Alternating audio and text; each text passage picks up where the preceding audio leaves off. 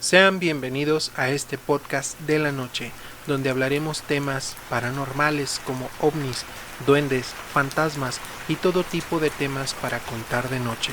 Contaremos historias, vivencias y experiencias que hemos tenido a lo largo de los años. Así que, ¿qué les parece si comenzamos? Buenas noches, audiencia. ¿Cómo se encuentran el día de hoy? Estoy muy contento, estoy muy feliz. De hecho, estoy muy feliz porque ya con este capítulo que les estoy presentando es el capítulo número 8. Es el número 8 en los podcasts que hemos creado para ustedes. Espero les estén gustando, espero los estén escuchando. Por favor, me ayudarían mucho escuchando todo el tema porque son temas muy interesantes. Son muy misteriosos. Tal vez algunos incrédulos dirán que falsos, etcétera, pero son temas, y cabe mencionar que no somos profesionales ni somos ningún tipo de investigadores de lo paranormal, para nada. Somos personas que nos gusta el tema y nos gusta platicar de él mismo. En este caso les traigo un tema un poquito trágico, misterioso, y hasta cierto punto te saca de lugar por la forma en la que se trató este tema. Ya sabrán de qué les estoy hablando. En este caso les voy a hablar de la desaparición de Chris Kremers y Lisanne Froon.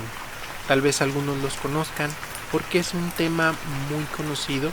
De hecho, es un tema fue un tema muy famoso por ahí del 2014.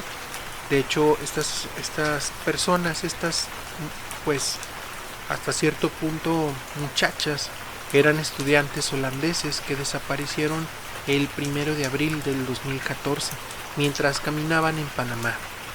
Después de una búsqueda exhaustiva, se encontraron con partes de sus cuerpos. Meses después, la causa de su muerte jamás fue determinada en definitiva. Nunca encontraron una explicación certera, pero las autoridades holandeses que trabajaban con investigadores forenses y búsqueda y rescate pensaron que era probable que las estudiantes hubieran caído accidentalmente de un acantilado después de perderse. Las circunstancias y las secuelas de su desaparición han dado lugar a muchas especulaciones sobre su muerte. El juego sucio no se pudo descartar por completo, y los funcionarios panameños fueron criticados por supuestamente manejar mal la desaparición de las jóvenes y pues obviamente las consecuencias. Una mayor investigación del caso en 2017 generó más dudas sobre la investigación, así como un posible vínculo sobre otros tantos asesinatos que ha habido en el área. Lisanne Froon, de 22 años, fue descrita como una jugadora de voleibol aspirante, optimista, inteligente y apasionada. Chris Kremers, de 21 años, fue descrita como una persona abierta, creativa y muy responsable. Froon se habría graduado de la licenciatura en Ciencias Aplicadas en Denver en septiembre de anterior año, y Kremers acababa de completar sus estudios en educación sociocultural, especializándose en educación artística en la Universidad de Utrecht. Solo unas semanas antes de partir hacia Panamá, Froon se había mudado con Kremers, con su amiga, a un dormitorio. Esto quiere decir que eran roomies, eran personas que vivían en la misma casa por la cuestión de la escuela y ese tipo de cosas. Y ambas trabajaron en un café. Era un café restaurante, era como un mini restaurante, esos de comida rápida, que se llamaba Eden Cleaning Hub.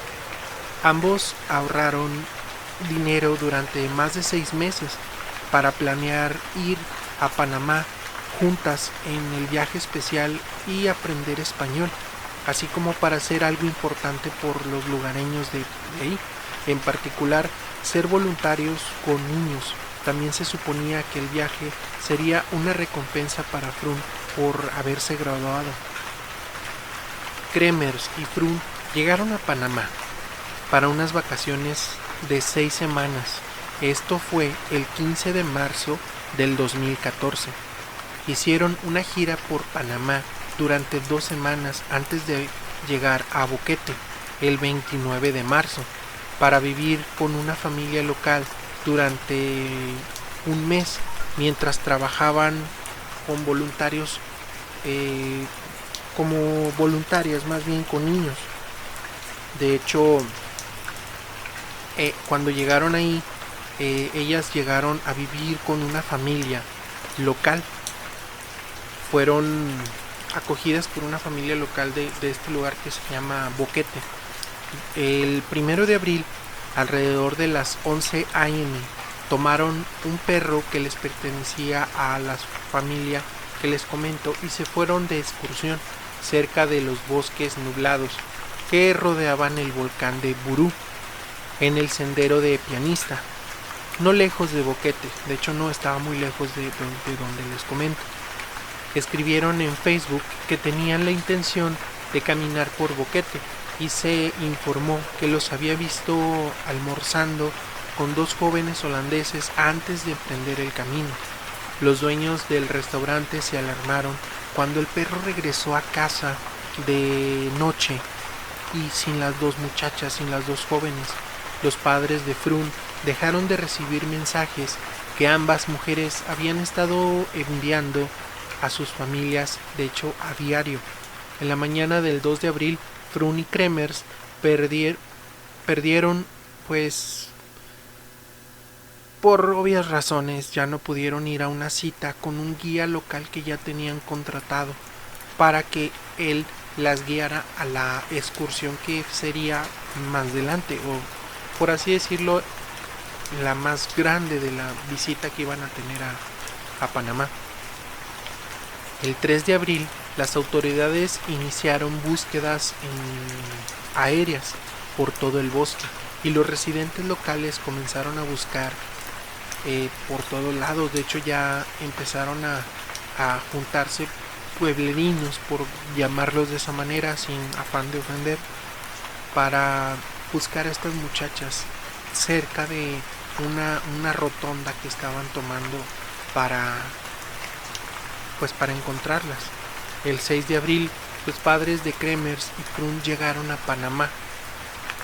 Llegaron junto con la policía holandesa, las unidades de perros y los detectives de los Países Bajos para realizar una búsqueda a gran escala de los bosques durante aproximadamente 10 días completos. Los padres ofrecieron una recompensa de $30,000 para la persona que encontrara a las 2 jóvenes. 10 semanas después, una mujer local, una persona que vivía cerca de ahí, mujer, entregó una mochila azul. Esta mochila azul pertenecía a Frun. Dijo haber encontrado esta mochila cerca de un arrozal, junto a la ribera del río, cerca de la aldea de Alto Romeo, en la región de Bocas del Toro. Dijo que estaba segura de que no había estado ahí el día anterior.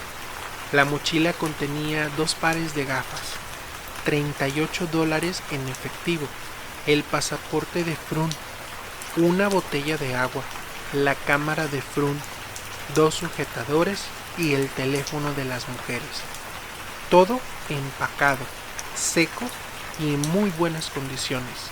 Los teléfonos de las mujeres mostraron que unas horas después del inicio de su caminata, alguien había marcado al 112. El 112 es el número de emergencias internacional, para los que no sepan, y el 911 es el número de emergencias de Panamá, como en algunos países de la América Latina, y también, si mal no recuerdo, también en Estados Unidos. Por si no lo saben, un dato muy de gran ayuda. La primera llamada de socorro se había realizado pocas horas después de comenzar su caminata, una desde el iPhone de Kremers. Esto fue a las 16:39, a las 4:40 más o menos. Poco después, una en el Samsung Galaxy de Frun. Esto fue a las 4:51, aproximadamente 2 minutos después.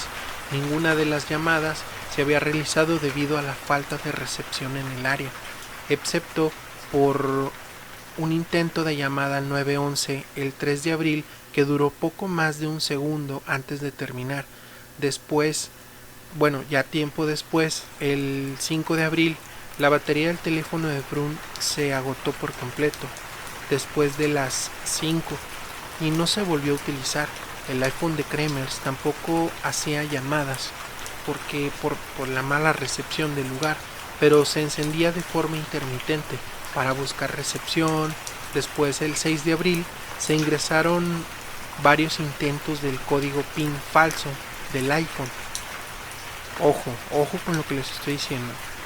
Se ingresaron varios intentos del código PIN en falso del iPhone. Nunca volvió a recibir un código correcto. ¿Qué quiere decir? Que nunca se volvió a abrir el celular. ¿Sí? No sé si me explico. O sea, si la muchacha lo tenía en sus manos, por lo menos, ya no lo volvió a abrir. De alguna manera que no hay, o sea, no podemos explicar, no sé si me explico. Un informe mostró que el 7 de abril, el 10 de abril, el 7 y el 10 hubo 77 intentos de llamadas a emergencias con el iPhone. El 11 de abril el teléfono se encendió a las 10:51 y se apagó por última vez a las 11:56.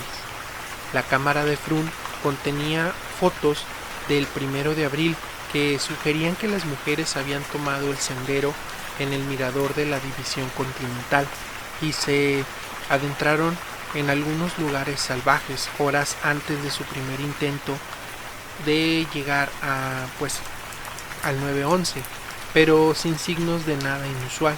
El 8 de abril se tomaron 90 fotos con flash entre la 1 y las 4, aparentemente en lo profundo de la jungla y en la oscuridad casi total.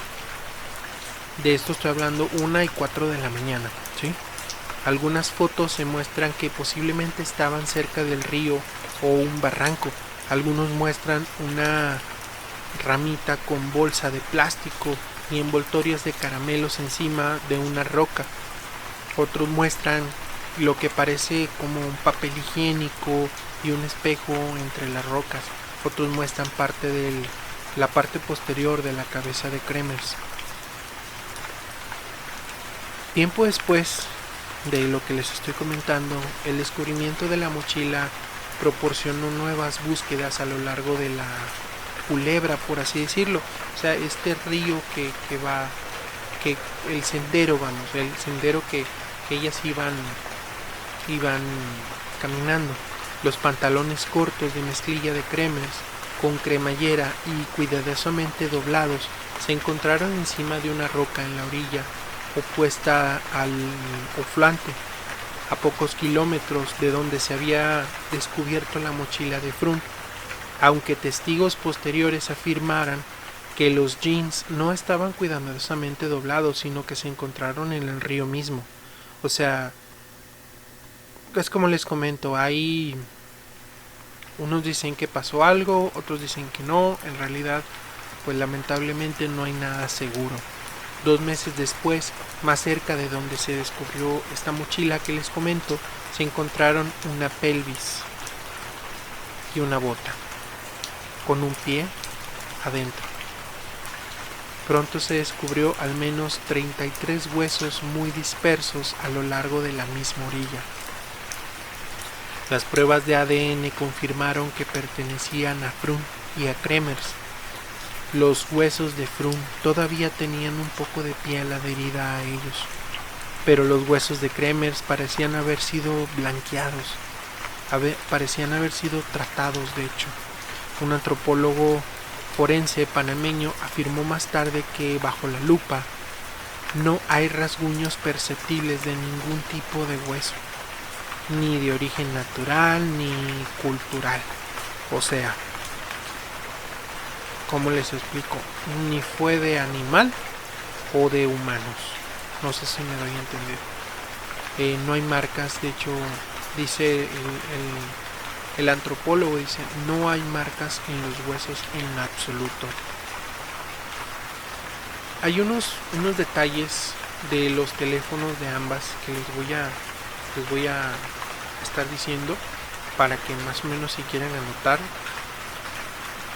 pongan pues mucha atención. Miren, el 1 de abril a las 4:51 pm se hizo un segundo intento de contactar a las autoridades en el Samsung Galaxy S3 de Frun. Ok, esto se hizo en una llamada en el 112. Como les había comentado, pues es como una llamada de emergencias, ¿sí? Y esta fue totalmente fallida. El 2 de abril a las 6:14 se intentó llamar al 112 nuevamente desde el iPhone de Kremers. Ahora no fue desde el Samsung, fue desde el iPhone, sin éxito. Después se intentó llamar a las 6:58 desde el teléfono de Frun. A las 10:53 am se intentó llamar al 112 y al 911. Ninguna de las llamadas se realizó con éxito. El 3 de abril a las 9:33 se hizo un intento desde el teléfono de Kremers para llamar al 911, fallido.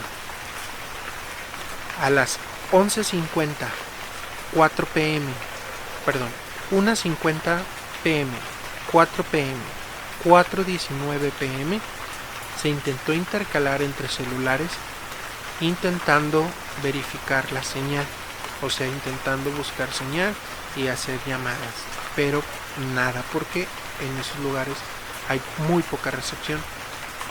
El 4 de abril a las 9:33 am, Kremer está encendido. El teléfono de Kremer, está encendido para comprobar si hay señal, pero hay nula señal. A las 4:42 el teléfono de Kremer nuevamente se enciende para verificar si aún hay señal, ¿sí? En este instante que les estoy comentando, el teléfono de Frun no está encendido, está totalmente apagado. El 5 de abril, ojo, a las 10:50 am, a las 4:37 pm y luego a las 4:50 am y a las 5:56 am, intercalando los celulares, como les comento, el teléfono de Frun no está encendido y el teléfono de Kremer está verificando señal. O sea, ¿a qué me refiero? Que se intenta apagar, prender para no gastar tanta batería y estar checando si pueden encontrar algo de señal. Así, entre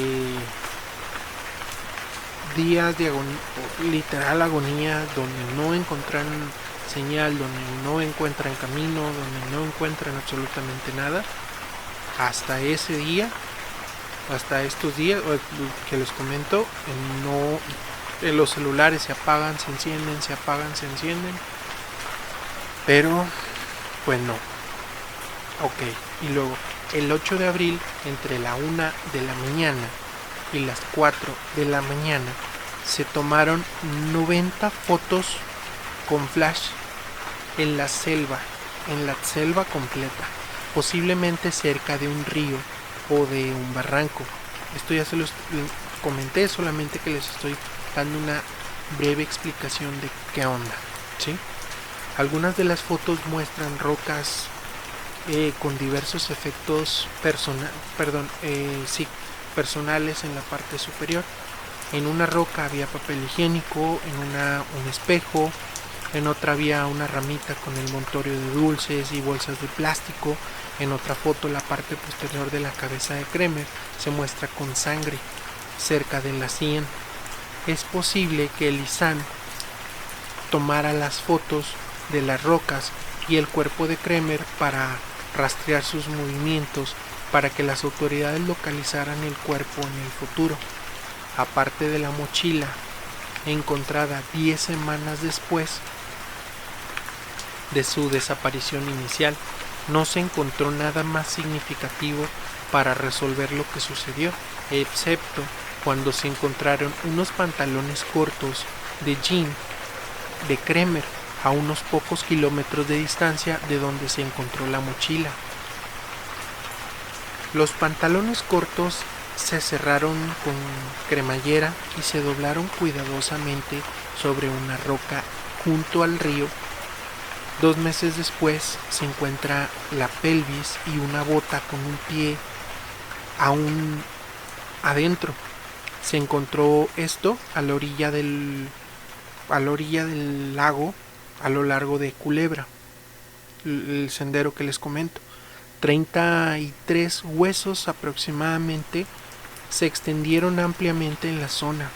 Habían regados 33 huesos y después de las pruebas de ADN pues se confirma que Lisanne Pfrunn y Chris Kremer pues eran las pertenecientes de esos huesos. La causa de su muerte aún no está clasificada. Un psicólogo forense panameño afirmó que no hubo rasguños perceptibles de ningún tipo, ni de origen natural ni cultural, como les había comentado. A lo largo de los años, innumerables expertos forenses independientes estudiaron el caso y concluyeron que Chris Kremer se cayó de un puente de monos durante las fuertes lluvias y Lisanne Pfrunn tomó una fotografía de su cuerpo para registrar lo que le sucedió a su amiga. Sin embargo, en febrero del 2017, otro estudiante graduado de la universidad desapareció en un sendero a solo 30 millas de donde murieron estas dos jóvenes. Su cuerpo fue encontrado poco tiempo después y era obvio que había sido pues brutalizada y estrangulada con su propio traje de baño. Las autoridades panameñas detuvieron 8 personas relacionadas con su muerte, pero no se han presentado cargos reales, por así decirlo. La Oficina Federal de Investigación dio una conferencia de prensa poco después de su desaparición, en lo que podría haber una posible conexión entre los dos casos y es posible que haya un asesino en el área. ¿Qué pudo ocurrir realmente? Vayamos a la reconstrucción del caso más posible y realista. Seguramente las chicas murieron de agotamiento y principalmente por deshidratación. Comenzaron su viaje de caminata con un mínimo de comida y agua y debieron haber sufrido una gran sed y hambre en unos días. Por lo general, los excursionistas perdidos comienzan a beber agua de los ríos, pero los microbios dañinos en el agua de estos ríos que les comento pueden causar pues grandes enfermedades, diarreas masivas y vómito, entre otras cosas. Que esto que les comento, si es que lo hicieron, esto debió de haberse extendido unos 2 o 3 días. De hecho, también podría ser el hecho que hizo que Chris se quitara los pantalones cortos, ya que sería lioso quitárselos cada vez que tienes que ir a, pues ustedes saben, ¿no?, que ir a descargar. Al principio los registros de teléfono muestra actividad de primera hora de la mañana. Suponemos que durmieron la mayor parte del día porque se debilitaron demasiado para cualquier otra cosa. Seguramente cayeron rendidas y débiles y pues lamentablemente murieron. Cuando las inundaciones cuando las inundaciones entrantes de las estaciones lluviosas se apoderaron de sus cuerpos y pues sus pertenencias, sus cuerpos ya estaban en un estado de descomposición tal vez avanzada.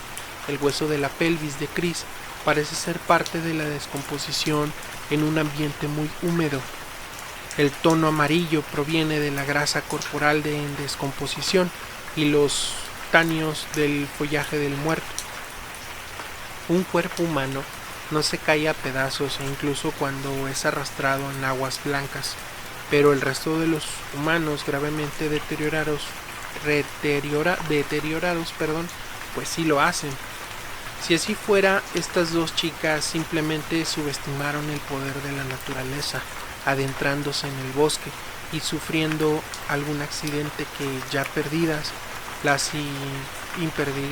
pues sería imposible regresar sin ayuda para finalmente morir de agotamiento. La otra hipótesis viene del segundo caso en el que la chica fue estrangulada. Se podría pensar que ambos casos están relacionados, pero todo parece indicar que no. Se podría pensar que había un tercero en la caminata que las traicionó, pero no aparece en ninguna de las fotos y no hay evidencia de ello, igual que no existe evidencia de que ellas fueran asesinadas o, pues ustedes saben, ¿no?, ultrajadas.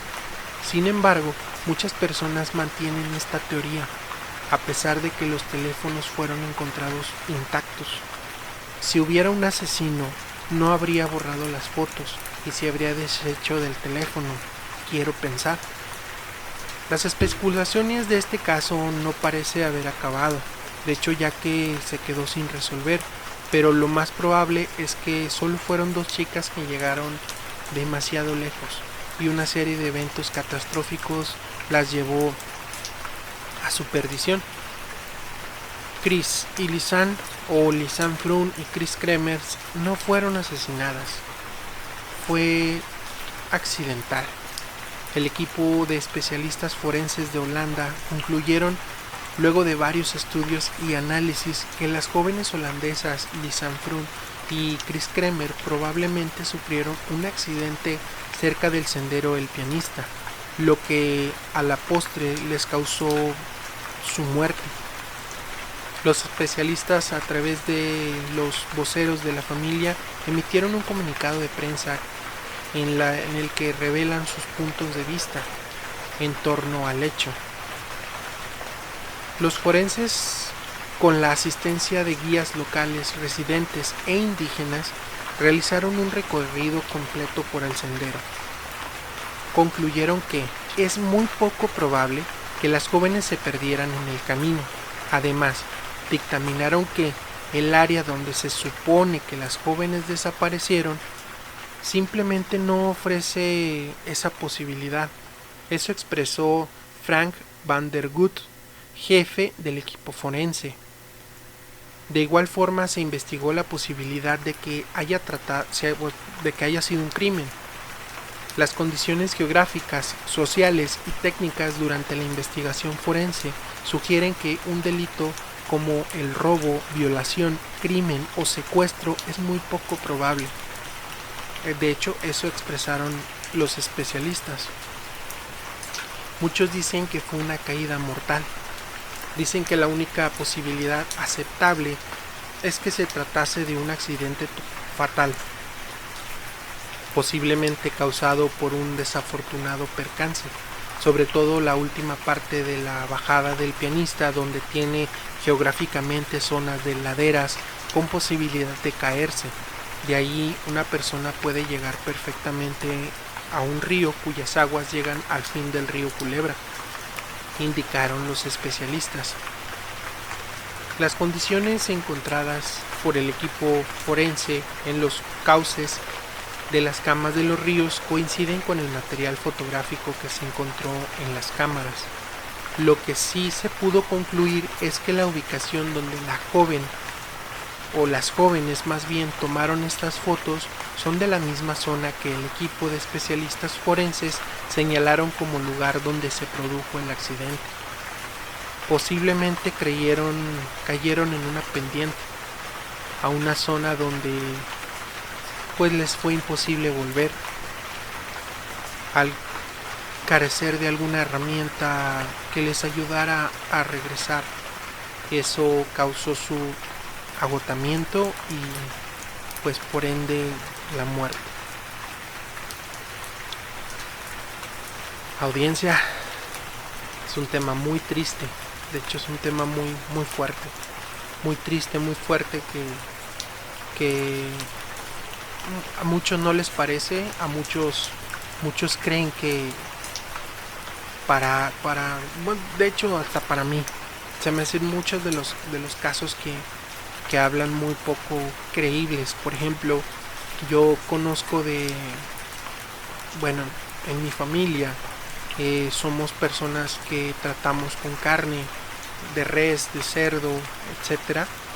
Somos familia carnicera y de antemano sabemos que es muy difícil que la carne se desprenda del hueso tal cual, independientemente de que esta carne ya tenga mucho tiempo y que el hueso salga totalmente limpio, como si hubiera sido tratado. Normalmente un hueso que no ha sido tratado, el hueso, toma un color como amarillento. Aquí dice que posiblemente sea por la grasa corporal del cuerpo de una de las chicas, pero, Panamá es un lugar que es caluroso. Entonces, normalmente la grasa, ustedes saben que la grasa con el calor o un calor extremo, pues tiende a derretirse. No digo que tal cual así líquido, pero sí, entonces dudo mucho que sea total. No soy ningún forense, o sea, créanme que no quiero, ¿cómo decirlo? No quiero decir, no, es que los forenses están mal y yo no, para nada. Simplemente son mis puntos de vista. Entonces, este método que les comento de separación del hueso se me hace muy poco creíble. Y que el hueso salga totalmente blanco es como si, por ejemplo, tú quitas, no sé, un hueso, el músculo del hueso, y lo pones a cocer. Es cuando toma ese color. Cuando tú coces y hierves, porque internamente el hueso contiene sangre y otro tipo de fluidos también. Aparte de eso, algo llamado, bueno, aquí lo conocemos como el tuétano, que es un tipo de grasa interna que tiene el hueso. Pero bueno, es una historia muy triste, de hecho, muy trágica. La verdad es que la escuché hace mucho tiempo. De hecho, esta historia la vi hace mucho tiempo y hoy quería traérselas. Quería cambiar un poquito pues de, ¿cómo se le dice? De rutina, vamos. Quería cambiar la rutina. Quería traerles una historia diferente. En este caso, pues la desaparición de Chris Kremer y Lisanne Fromm. Entonces, ¿qué les pareció? Ojalá, y si tú tienes algún tipo de teoría, si ya has escuchado esta historia en otro lado, si no, me gustaría que le pusieras mucha atención, porque hay datos que te dejan pensando. De hecho, eso que les comentaba, que anteriormente decían que el celular de una de las chicas, ahorita no recuerdo bien cuál, pero una de las chicas se intentó desbloquear, creo que 77 veces decía el artículo. Como que en ese momento no se te borra el cassette tan así. Y claro está que si vas con alguien le dices, hey, este es mi pin por si pasa cualquier cosa, ¿no? O sea, como que en ese momento no piensas, ay, no lo voy, o sea, no. Tratas de sobrevivir y tu mismo mente te da la pauta para que puedas tratar de vivir lo que estás, pues, lo que estás viviendo, valga la palabra. Pero bueno, audiencia, creo que aquí terminamos el podcast. De hecho, se nos extendió, pues más o menos. Pero me gustaría saber tú qué opinas sobre el tema. Me gustaría saber qué piensas, si te interesó, si te gustó el tema, si tienes alguna otra teoría de qué pudo haber pasado, si es que lo escuchaste en otro lado y algo a lo mejor imaginaste y dices, yo creo que pudo haber sido de esta manera. Para mí, la verdad es que posiblemente fue un asesinato, pero pues obviamente nunca se va a saber. De hecho, esta situación jamás se va a poder esclarecer. Tristemente, no vamos a poderle dar justicia a estas jóvenes si es que realmente pasó algo por el estilo. Pero, pues bueno, aquí termina el podcast. Espero que les haya gustado. Espero que les gusten mis demás temas. Ojalá y los vean. Son muy interesantes. Primero que nada, me gustaría que le dieras like si es que te gustó, que actives la campanita para que YouTube te notifique cuando subamos video nuevo. que comentes si es que tienes alguna teoría diferente o si es que tú tienes una historia que quieras contar. Recuerda que tenemos el correo para que nos puedas mandar